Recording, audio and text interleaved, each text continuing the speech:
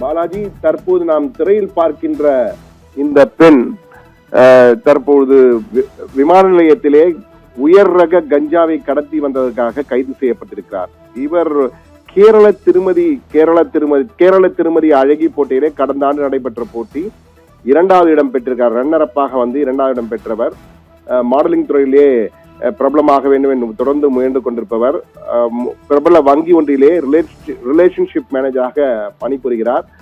அவர் சுற்றுப்பயணத்திற்காக Bangkok சென்றிருக்கிறார். பேங்காக்கிலே சுற்றுப்பயணம் கடந்த 2-3 மாதங்களாக பேங்காக்கிலே சுற்றுப்பயணம் செய்துவிட்டு அங்கு இந்த நெயில் ஆர்ட் என்ற வகையிலே நக அழகு கலை, அதே போன்று பியூட்டி பெஜென்ட், மாடல் அழகிக்கான போட்டி ஆகியவற்றில் பங்கேற்பதற்காக பல்வேறு துறைகளுக்காக அணிகளுக்காக சென்றிருக்கிறார். பேங்காக் சென்றுவிட்டு பேங்காக் விமான நிலையத்தில் அங்கு ஒரு நண்பர் ஒருவர் இவரை பார்த்து அங்கு பழகுகிறார்.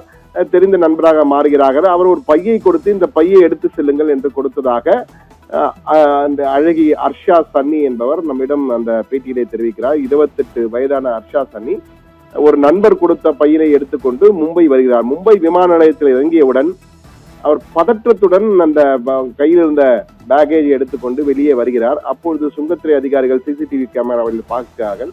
பார்த்த பிறகு அந்த பெண்ணை அழைத்து விசாரிக்கிறார்கள். இது போன்று நான் வங்கியிலே பணிபுரிகிறேன், நான் ஒரு அழகி, மாடலிங் துறையிலே பணிபுரிந்து கொண்டிருக்கிறேன், மாடலிங்கிற்காக பேங்காக் சென்றுட்டு வருகிறேன் என்று கூறுகிறார்.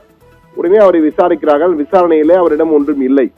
ஆனால் அவர் டிராலி பேக் வைத்திருக்கிறார். அந்த டிராலி பேக்கை வந்து ஆய்ந்து பார்க்கும்போது அதிலே அழகாக சின்ன சின்ன பிளாஸ்டிக் பேக்லே கிட்டத்தட்ட 11.80 லட்சம் 11 கோடியே 80 லட்சம் ரூபாய் மதிப்புடைய உயர் ரக கஞ்சா, அதாவது ஹைட்ரோபோனிக் மேரிஜுனா என்று அழைக்கப்படுகின்ற உயர் ரக கஞ்சா வந்து வைக்கப்பட்டிருக்கிறது. அதை கண்டுபிடித்து கேட்ட பொழுது இதற்கு எனக்கும் சம்பந்தம் இல்லை, இந்த டிராலி பேக் என்பது என்னுடைய நண்பர் ஒருவர் கொடுக்கிறார், கொடுத்த பேக்கிலே நான் கொண்டு வந்தேன், அவ்வளவுதான் தெரியும், வேறு எதுவும் எனக்கு தெரியாது என கூறுகிறார். ஆனால் அவர், நீங்கள் சொல்வதை ஏற்க முடியாது, உங்கள் கைவசம் இது இருந்தால் நீங்கள் கைது செய்யப்படுகிறீர்கள், இது வந்து NDPS act, narcotic drugs psychotropic substances act என்ற வகையிலே தடை செய்யப்பட்ட பொருட்களை கொண்டு வந்தமைக்காக உங்களை நாங்கள் கைது செய்கிறோம் என கூறி நீதிமன்றத்தில் ஆஜர்படுத்துகிறார்கள். நீதிபதி அவரை தற்போது நீதிமன்ற காவலில் சிறையில் அடைக்க உத்தரவிட்டார். தற்போது சிறை கம்பிகளை இந்த அழகி எண்ணிக்கொண்டிருக்கிறார். ஆனால் இந்த அழகியின் சார்பிலே ஆஜரான வழக்கறிஞர் என்ன கூறுகிறார் என்றால், இது யாரோ ஒரு நண்பர் கொடுத்த பேகை எடுத்து வந்ததால் அவர் மாட்டிக்கொண்டிருக்கிறார், அவர் என்னுடைய பிரதிவாதிக்கும் என்னுடைய வாதிக்கும் இதுக்கும் சம்பந்தம் இல்லை என்ற வகையிலே அவர் கூறுகிறார். ஆனால் பிரதிவாதம் வைக்கின்ற NDPS அமைப்பு என்று, அதாவது இந்த கஸ்டம்ஸ் அமைப்பு வந்து இவர்தான் வைத்திருக்கிறார், கையில் இவரிடம் இருந்தால் இவர் கைது செய்யப்படுகிறார், இவர் பின்னால் யாராவது இருக்கிறார்கள், இந்த நெட்வொர்க்கில் யாரா இருக்க, தாய்லாந்திலிருந்து கொண்டு வருகின்ற பொருளை இவர் எப்படி மற்ற இடங்களுக்கு கொண்டு செல்கிறார், இந்த நெட்வொர்க் முழுவதுமாக அந்த வலைப்பினலையே நாங்கள் தற்போது தேடிக்கொண்டிருக்கிறோம் என்ற வகையிலே அவர்கள் தன்னுடைய வாதத்தை வைக்கிறார்கள். இருதரப்பு வாதத்தையும் கேட்ட நீதிபதி, தற்போதைக்கு உங்களை நீதிமன்ற காவலில் வைக்கிறேன் என ஜுடிஷியல் ரிமாண்ட் 14 நாட்கள் சிறையில் வைக்க உத்தரவிடுகிறார்.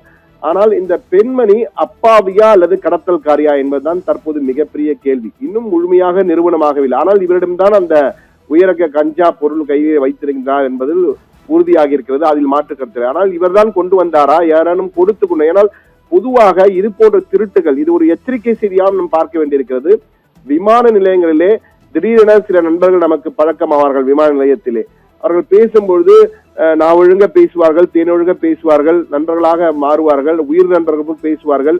இந்த ஒரு பொருளை மட்டும் கொடுத்து விடுங்கள், சென்னை விமானத்தில் வாங்கிக் கொள்வார்கள், மும்பை விமானத்தில் வாங்கிக் கொள்வார்கள் கூறுவார்கள். நாமும் ஏதோ வாங்கி கொண்டு வந்து விடுவோம், அங்கிருந்து வருவதிலே பிரச்சனை இருக்காது. ஆனால் இங்கு விமான நிலையத்தில் இந்தியாவில் இறங்கியவுடன் விமான நிலையத்தை சுங்கத்துறை சோதனையின் போது நிச்சயமாக அவர்கள் சிக்கிக் கொள்வார்கள். அப்போது இவர் கொடுத்தார் அவர் கொடுத்தார் என்றால் நிச்சயமாக அதை நம்ப மாட்டார்கள். நீங்கள் கொண்டு வந்தது நீங்கள் தான், உங்களை கைது செய்கிறோம் என்ற வகையில கைது செய்வார்கள். எனவே மிக மிக ஜாக்கிரதையாக இருக்க வேண்டியது. விமான நிலையம் மட்டுமல்ல, எந்த இடத்திலும் இது போன்ற பொருட்களை வாங்குவது முன் மிக மிக தீவிரமாக அலசி ஆராய்ந்து அவர் பின்னணி என்ன என்பதெல்லாம் தெரிந்தால் மட்டும்தான் நீங்கள் வாங்க வேண்டும், இல்லை என்றால் வாங்கக்கூடாது என்பது மிக முக்கியமானது. தற்போது இந்த மாட்டிக்கொண்டுள்ள இந்த அர்ஷா சன்னி, இந்த 28 வயதாக அழகி, கேரள அழகி போட்டியிலே வென்றவர், ஒரு பியூட்டி பெஜென்டாக இருக்கிறார், ஒரு அழகி, இந்தியாவின் அழகிகளில் ஒருவராக இருக்கிறார், வங்கியிலே பணிபுரிகிறார், கை நிறைய சம்பளம் வாங்குகிறார். ஆனால் தற்போது ஒரு போதைப் பொருள் கடத்தி வந்த வழக்கிலே கைது செய்யப்பட்டு சிறையில் கம்பி எண்ணிக்கொண்டிருக்கிறார். இவர் அப்பாவியாகவும் இருக்கலாம், கடத்தல்காரியாகவும் இருக்கலாம். ஆனால் எது எப்படி இருந்தாலும் அவர் சொல்கின்ற வாதம் என்னவென்றால், தன்னிடம் கொடுத்து ஒருவர் கொடுத்த பையனை எடுத்து வந்தேன், அதில் இருந்தது எனக்கு தெரியாதது, என்ன இருந்தது என்று எனக்கு தெரியாது என்ற வகையில் வாதம் வைக்கிறார்.